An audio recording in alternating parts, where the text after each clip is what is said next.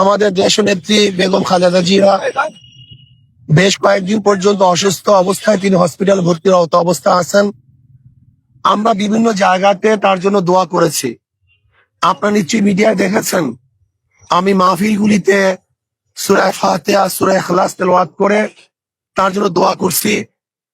আমরা এখন আল্লাহর কাছে দোয়া করি, আল্লাহ যেন তাকে পরিপূর্ণ সুস্থ করে দেন এবং আগে যেইভাবে তিনি দেশের খেদমত করেছেন আমাদের মাঝে আবারও তাকে আল্লাহ পাক ফিরিয়ে দেন, যেন তিনি আবারও আপোষহীন ভাবে দেশের খেদমত আঞ্জাম দিতে পারেন এবং তার পরিবার পরিজনকে আল্লাহ পাক রব্বুল আলামিন ধৈর্য ধারণ করার তৌফিক দান করেন।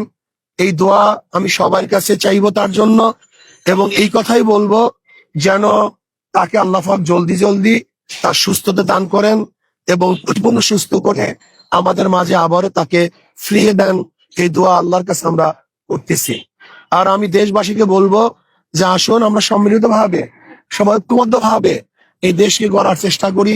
এই দেশে সবাই আমরা থাকবো, কেউ আমাদের শত্রু নই, আমরা কেউ কারো শত্রু নেই, আমরা সবাই সবার বন্ধু। আপোষে মিলেমিশে সমস্ত আদর্শ, সমস্ত নীতির, সমস্ত ধর্মের লোকগুলি একত্রিত হয়ে আমরা যদি দেশকে সাজাতে চেষ্টা করি, একটা সুন্দর দেশ উপহার দেওয়ার চেষ্টা করি,